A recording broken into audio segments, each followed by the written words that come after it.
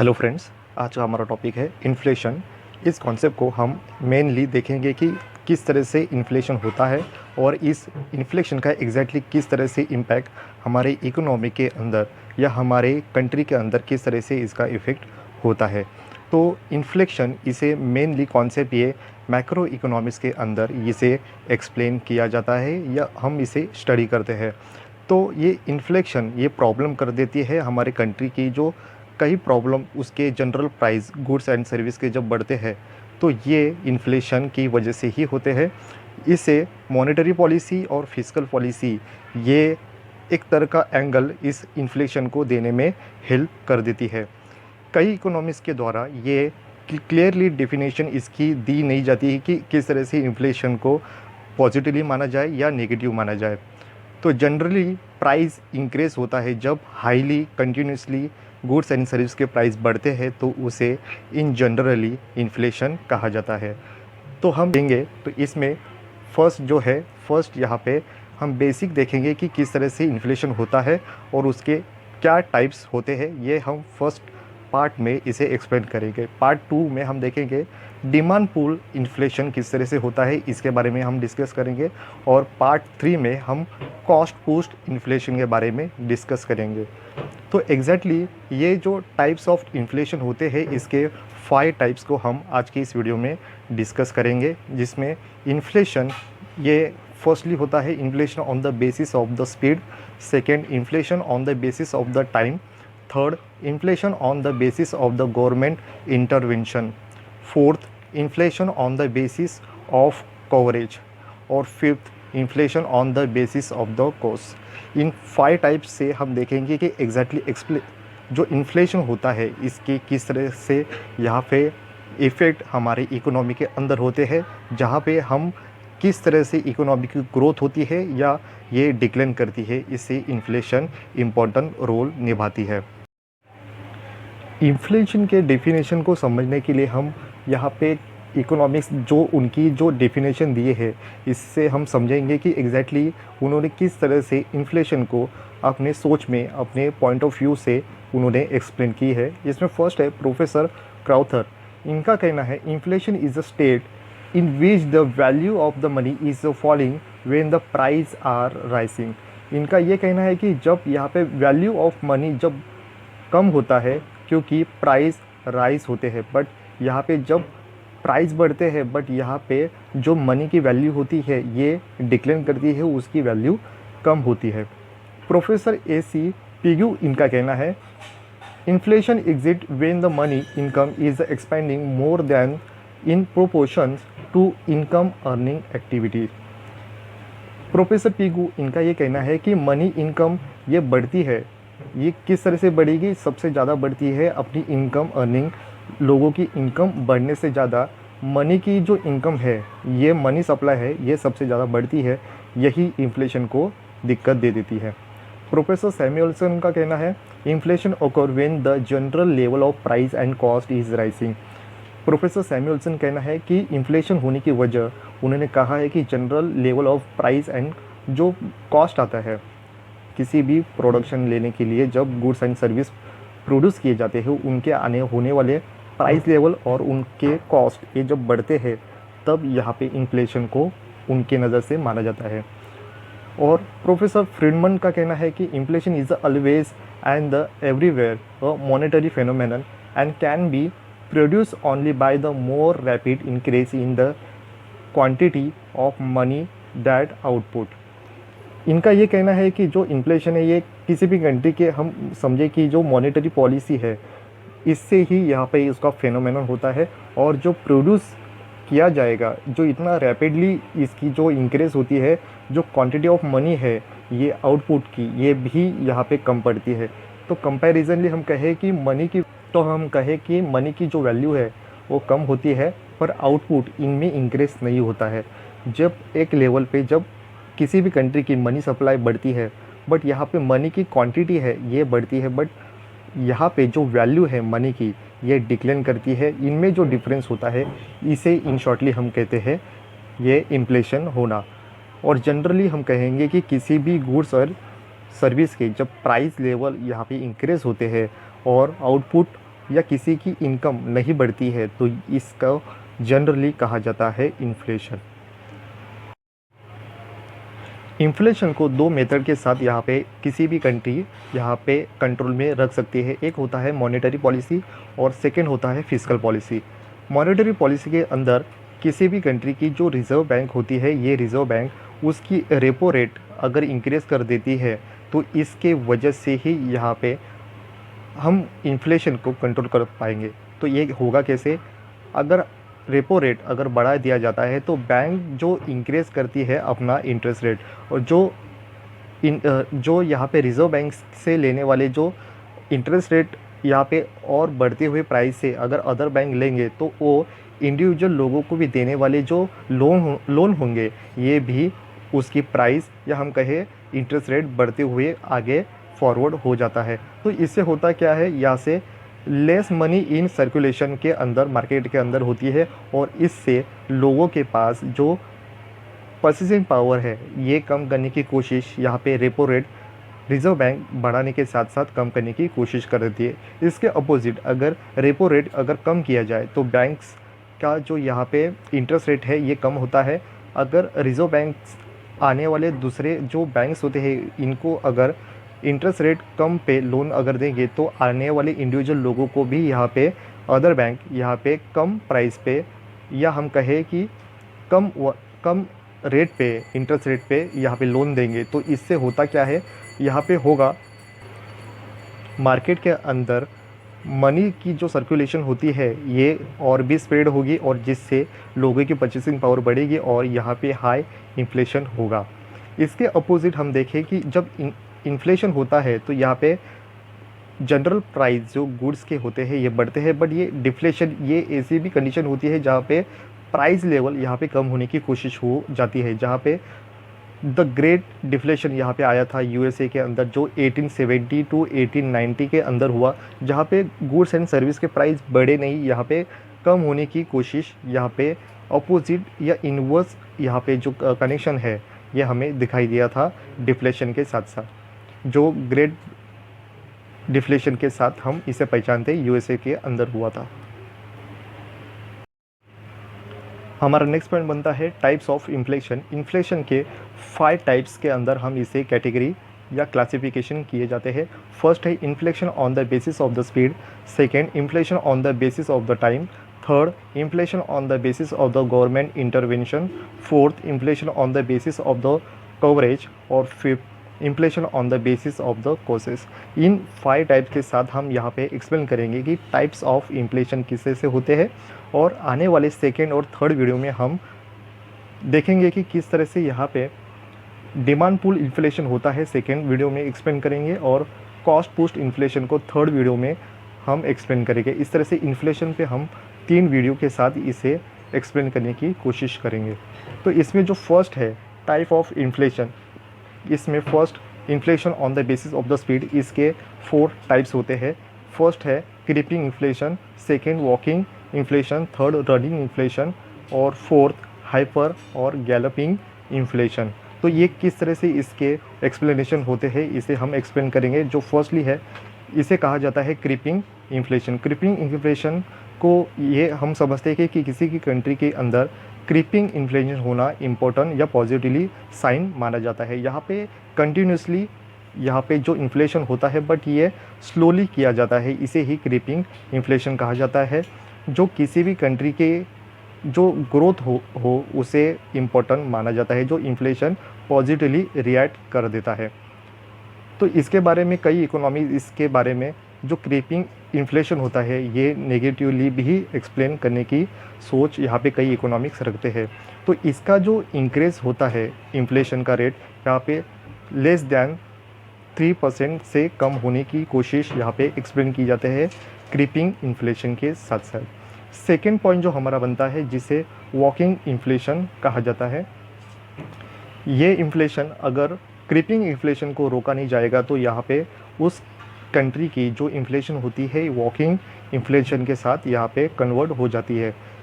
Percentage होता है ये होता है 3 to 5%, ये पर ईयरली यहाँ पे काउंट किया जाता है।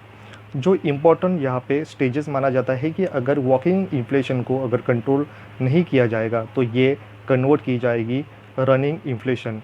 रनिंग थर्ड पॉइंट बनता है रनिंग इन्फ्लेशन। रनिंग इन्फ्लेशन यहाँ पे इसकी जो क्रीपिंग और उसके बाद वॉकिंग और वॉकिंग के बाद यहाँ पे रनिंग इन्फ्लेशन को यहाँ पे कन्वर्ट होने की वजह मानी जाती है, जहाँ पे प्राइस लेवल इंक्रीज होने की जो पॉसिबिलिटी होती है ये 10% से ज़्यादा होती है और ये किसी भी कंट्री के लिए हार्मफुल और इकोनॉमी डैमेज करने की कोशिश होती है। और इसके वजह से ही जो रनिंग इन्फ्लेशन होती है इसकी वजह से किसी भी गुड्स और प्राइस के इतने प्राइस बढ़ जाते हैं कि किसी भी कंट्री को या कंट्री के अंदर जितने भी पॉपुलेशन है इनकी सर्वाइव होने में और या किसी उस कंट्री की जो इकोनॉमी है ये डिस्ट्रैक्ट होने में यहाँ पे इम्पोर्टेंट होती है। रनिंग इन्फ्लेशन की वजह से उस कंट्री की जो इकोनॉमी होती है ये पूरी तरीके से हार्मफुल और उस कंट्री की यहाँ पे डिस्ट्रैक्ट इकोनॉमी या डिक्लाइन करनी स्टार्ट कर देती है और इसकी वजह से ही यहाँ पे फिर हाइपर या गैलोपिंग इन्फ्लेशन कहा जाएगा। फोर्थ जो टाइप होता है ये कहा जाता है हाइपर या गैलोपिंग इन्फ्लेशन। ये डेंजर स्टेजेस माना जाता है जहाँ पे इनकी जो प्राइस लेवल की जो इंक्रीज़ होती है ये ईयरली नहीं होती है, मंथली नहीं होती है, ये एवरी डे चेंज होती है या हम कहें कि ये आवरली यहाँ पे इंक्रीज़ होने की जो पॉसिबिलिटी होती है ये 1000% से ज़्यादा यहाँ पे दिखाई देती है। इसकी एग्ज़ाम्पल ये हम कहें कि इस स्टेजेस से गुजरने वाली जो कंट्री है वो है Germany, Poland, Hungary, Russia, China. In country का यहाँ पे एग्ज़ाम्पल यहाँ से हाइपर जो इन्फ्लेशन है इससे ये कंट्री गुजर चुकी है। तो जर्मनी के बारे में हम कहेंगे तो उनकी जो करेंसी है मार्क इनको चेंज करने की या हम कहें कि रेंटेक मार्क ये करेंसी उनको चेंज करने की कंडीशन यहाँ उस कंट्री के अंदर दिखाई दी थी। इस डायग्राम के साथ हम एक्सप्लेन करेंगे कि किस तरह से यहाँ पे inflation on the basis of the speed किस तरह से कन्वर्ट होती है। तो इसके लिए एक्स एक्सिस पे ईयर कन्वर्ट किए जाएंगे और वाई एक्सिस पे परसेंटेज ऑफ द प्राइस जो राइस किस तरह से होंगे इसे एक्सप्लेन किए जाएंगे। यहाँ पे जो लाइन जो है ए बी सी डी, ए यहाँ पे एक्सप्लेन करेगी creeping inflation, B walking inflation, C running inflation और डी यहाँ पे हाइपर इन्फ्लेशन को एक्सप्लेन करती है। तो यहाँ पे हम देखेंगे जो ए जो लाइन है ये किस तरह से यहाँ पे एक्स एक्सिस के नज़दीक है तो इसे क्रीपिंग जो धीरे धीरे यहाँ पे इन्फ्लेशन बढ़ने की कोशिश करती है। तो बी ये हमें कहती है कि क्रीपिंग इन्फ्लेशन को यहाँ पे कंट्रोल में नहीं रखने की वजह से ये ए से ऊपर की ओर इसे वॉकिंग इन्फ्लेशन कहा जाएगा जिसका परसेंटेज 3 से 5% के बीच में होता है। और जो सी है ये सी यहाँ पे क्रिएट होने की वजह ही ये होती है कि वॉकिंग इन्फ्लेशन जब तेज़ी से आगे जाने की कोशिश करता है, जो इन्फ्लेशन और भी तेज़ी से बढ़ेगा तो उसको रनिंग इन्फ्लेशन कहा जाएगा। जो ये मोर देन 10% से ज़्यादा होता है जो रनिंग इन्फ्लेशन कहा जाएगा और जो एक्सप्लेन करेगा सी लाइन के साथ। उसके बाद उससे भी ऊपर वाला जो डी लाइन है ये डी लाइन हमें कहता है कि हाइपर इन्फ्लेशन। जो हाइपर इन्फ्लेशन इस तरह से हमें 1000% से भी और रनिंगली या हम कहें कि एक तेज़ी से ऊपर जाता हुआ जो लाइन जो है जो वाई एक्सिस से और भी नज़दीक आता हुआ हमें दिखाई देता है। तो ये वाई एक्सिस से नज़दीक आने की कोशिश जब ये होती है तो इसे ही हाइपर इन्फ्लेशन कहा जाता है। तो इस तरह से हम देखेंगे कि जो ए बी सी डी इन चारों में जो डिफरेंस है ये डिफरेंस ही हमें ये कहता है कि जो एक्स एक्सिस के नज़दीक रहेगा वो कम इन्फ्लेशन यहाँ पे है और वाई एक्सिस से नज़दीक जो लाइन जाएगी जिसे हम इन्फ्लेशन हाई लेवल की मान सकते हैं। तो इस तरह से फर्स्ट जो टाइप है यहाँ पे inflation on the basis of the speed ये डायग्राम के साथ भी और भी एक्सप्लेन होने में हेल्पफुल होता है। हमारा सेकंड जो टाइप होता है ये टाइप हमें एक्सप्लेन करता है inflation on the basis of the time, जिसमें 3 तरह के टाइप्स हमें दिखाई देंगे। फर्स्ट है piece time inflation, second war period inflation और थर्ड पोस्ट वॉर इन्फ्लेशन, ये किस तरह से यहाँ पे इन्फ्लेशन टाइम पे बेस करती है, ये हमें एक्सप्लेन करेगी। जहाँ पे फर्स्टली हम देखेंगे peace inflation. Peace time inflation हमें ये कहता है कि इस कंडीशन में किसी भी तरह की वॉर या किसी भी इमरजेंसी यहाँ पे उस कंट्री के अंदर नहीं है, बट उस कंट्री के अंदर जब पीस टाइम होता है तो यहाँ पे गवर्नमेंट के जो एक्सपेंडिचर है ये बढ़ते हैं, और एक्सपेंडिचर बढ़ने की वजह से मनी सप्लाई भी यहाँ पे बढ़ने की कोशिश यहाँ पे गवर्नमेंट के द्वारा सप्लाई और भी मनी का होता है। तो इससे होता क्या है, तो इससे लोगों की परचेसिंग पावर बढ़ती है, और लोगों की परचेसिंग पावर बढ़ने की वजह से ही डिमांड बढ़ती है, और जिस तरह से डिमांड बढ़ती है उस तरह से यहाँ पे सप्लाई यहाँ पे गुड्स एंड सर्विस का नहीं हो पाता। तो इसकी वजह से ही पीस टाइम इन्फ्लेशन यहाँ पे क्रिएट होती है।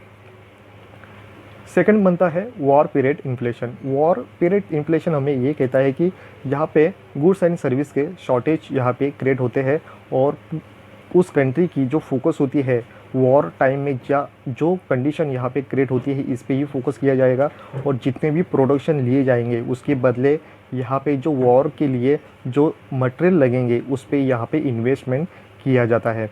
तो इस टाइम पीरियड के अंदर जो एक्सपेंडिचर है गवर्नमेंट का, पब्लिक एक्सपेंडिचर, ये हाईली यहाँ पे इंक्रीज़ होता है, और जो मनी है ये मनी की सप्लाई भी इस कंडीशन में बढ़ाई जाती है, और इससे होता क्या है, यहाँ पे इन्फ्लेशन बढ़ने की कोशिश और भी तेज़ी से होती है, जो ये डेंजरस यहाँ पे कंडीशन इन्फ्लेशन के साथ एक्सप्लेन होती है।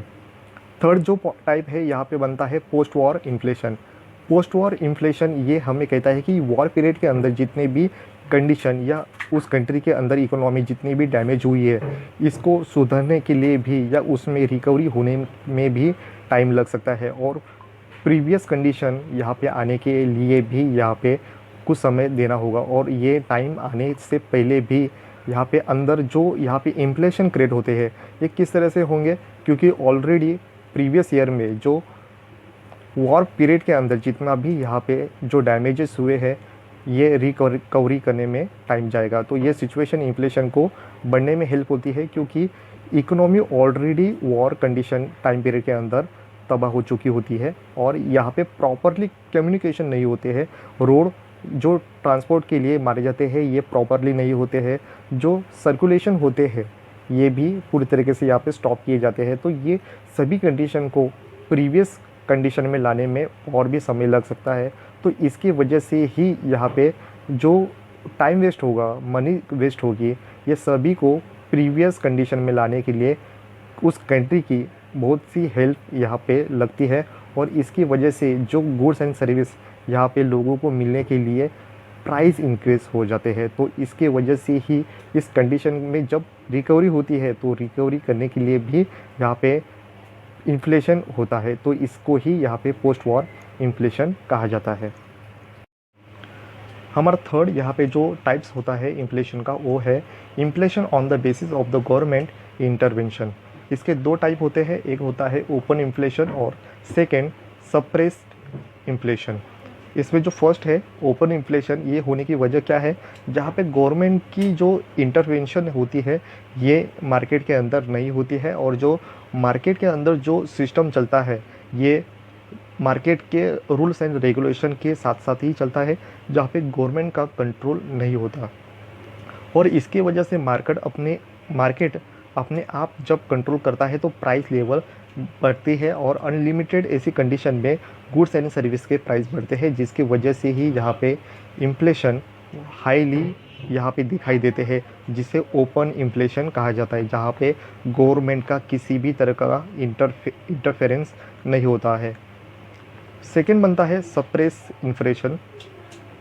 सप्रेस इन्फ्लेशन का ये माना जाता है जहाँ पे कि उस कंट्री की जो गवर्नमेंट है ये गवर्नमेंट पूरी तरीके से कंट्रोल पे मार्केट सिस्टम को रखती है, जहाँ पे गवर्नमेंट का पूरी तरीके से यहाँ पे कंट्रोल होता है, और जो गुड्स एंड सर्विस के जो प्राइस है ये गवर्नमेंट के द्वारा यहाँ पे दबाए जाते हैं। सप्रेस रियल प्राइस इंक्रीज होने में यहाँ पे नहीं होते हैं, और इसकी वजह से ही जब ये कंडीशन यहाँ पे दिखाई देती है, जब real price goods and service के क्या होते हैं और गवर्नमेंट के द्वारा उस गुड्स एंड सर्विस के क्या प्राइस बने गए हैं, इनमें जो डिफरेंस है, अगर सप्रेस इन्फ्लेशन अगर हटा दिया जाए और ओपन इन्फ्लेशन अगर दिखाई दे तो इसमें हमें डिफरेंस जो दिखाई देगा, जो गुड्स एंड सर्विस के जो प्राइस बढ़े हैं ये उस कंट्री के लिए एक सडनली जो दिखाई देंगे, ये इस कंट्री के लिए इन्फ्लेशन क्रिएट करती हुई दिखाई देती है, जो उस कंट्री के लिए हार्मफुल कंडीशन मानी जाती है। हमारा फोर्थ जो टाइप्स है इसे कहा जाता है inflation on the basis of the coverage. इसके दो टाइप्स होते हैं, एक होता है कॉम्प्रहेंसिव इन्फ्लेशन और सेकेंड स्पोरेडिक इन्फ्लेशन। इस किस तरह से होगा, तो यहाँ पे कॉम्प्रहेंसिव इन्फ्लेशन का मीनिंग होता है जब प्राइस लेवल इंक्रीज होते हैं तो गुड्स एंड सर्विस मार्केट के अंदर पूरी तरीके से यहाँ पे मार्केट के अंदर उसकी इफ़ेक्ट, या हम कहें जो price level goods and service के बढ़ेंगे तो ये मार्केट के अंदर सभी गुड्स एंड जितने भी सर्विस है इनमें भी हमें दिखाई देंगे। एग्जांपल, अगर पेट्रोल और डीजल की अगर प्राइस बढ़ते हैं तो मार्केट के अंदर जितने भी सिस्टम हैं इन सभी सिस्टम का प्राइस बढ़ता है। अगर क्योंकि पेट्रोल और डीजल और हम यहाँ पे इंपोर्ट करते हैं फॉरेन कंट्री से, क्योंकि हमारे कंट्री के अंदर इसके कुछ भी माइंस नहीं है तो उसके वजह से हम डिपेंड है फॉरेन कंट्री पे। तो हमारे कंट्री के अंदर 85% हम पेट्रोल और डीजल ये हम इंपोर्ट करते हैं।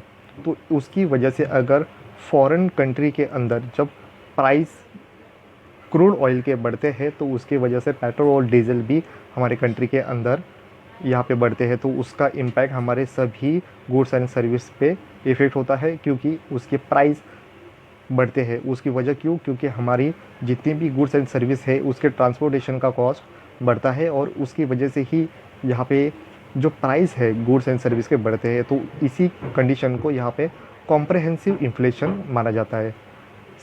सेकेंड है स्पोरेडिक इन्फ्लेशन। इसका मीनिंग होता है कि प्राइस लेवल इंक्रीज होते हैं एक पर्टिकुलर ऐसे सेक्टर के अंदर ही होते हैं और उसका अदर सेक्टर पे इम्पैक्ट नहीं होता है। तो इसका एग्जांपल माना जाएगा कि अगर हेवी रेन होती है तो उसके वजह से जो प्रोडक्शन है वेजिटेबल के ये ख़राब हो जाते हैं और इसकी वजह से वेजिटेबल शॉर्टेज हमें दिखाई देता है, और यही शॉर्टेज अगर मार्केट के अंदर कम आएंगे तो उसके प्राइस बढ़ते हैं, बट हमें उसका इम्पैक्ट अदर सेक्टर पे नहीं दिखाई देता है। तो इसी कंडीशन को यहाँ पे स्पोरेडिक इन्फ्लेशन कहा जाता है। और हमारा जो लास्ट टाइप जो यहाँ पे हमने एक्सप्लेन किया था, inflation on the basis of the causes, इसके रीज़न क्या होते हैं इन्फ्लेशन बढ़ने के, ये इस पॉइंट के साथ हम इसे एक्सप्लेन करेंगे, जिसमें 3 टाइप को हम एक्सप्लेन करेंगे। First deficit induce inflation, second profit induce inflation और थर्ड वेज इंड्यूस इन्फ्लेशन। इन 3 मेथड के वजह से ही यहाँ पे इस पॉइंट को या हम कहें जो इन्फ्लेशन होने के रीज़न यहाँ पे माने जाते हैं। इसमें फर्स्ट जो कहा गया है डेफिसिट इंड्यूस इन्फ्लेशन, ये बढ़ने की वजह से किस तरह से इन्फ्लेशन होगा, यहाँ पे किसी भी कंट्री अगर डेवलपिंग अंडर डेवलपिंग कंट्री है तो उनकी जो बजट है ये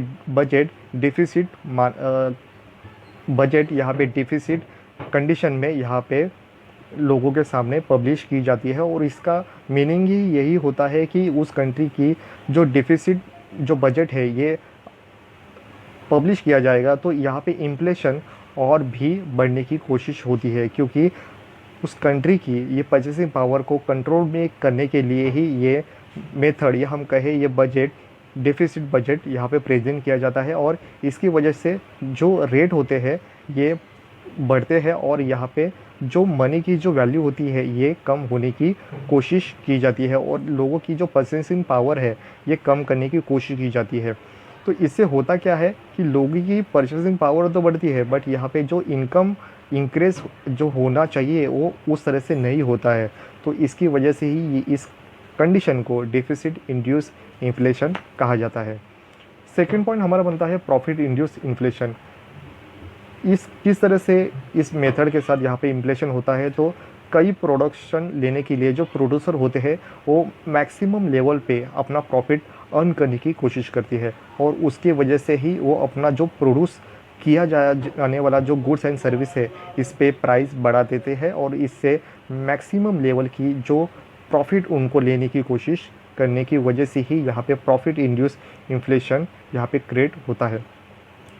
थर्ड जो कंडीशन बनता है वो है वेज इंड्यूस इन्फ्लेशन।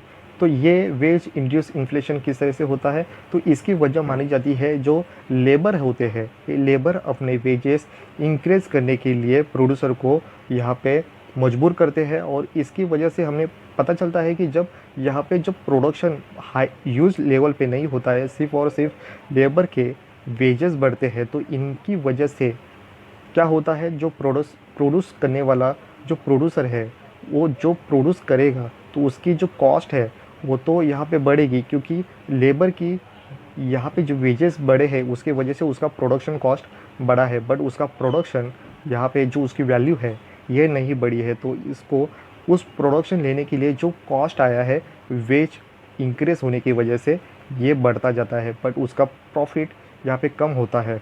तो इसका प्रॉफिट कम होने की वजह से ही यहाँ पे प्राइस जो बढ़ेंगे, या हम कहेंगे कि जो वेज इंक्रीज होगा, इसी को ही वेज इंड्यूस इन्फ्लेशन कहा जाता है। तो इस तरह से आज के इस फर्स्ट वीडियो में हम एक्सप्लेन किए थे किस तरह से यहाँ पे इन्फ्लेशन होता है, इन्फ्लेशन एग्जैक्टली क्या है, उसके टाइप्स क्या है, इसके बारे में हमने डिस्कस किया।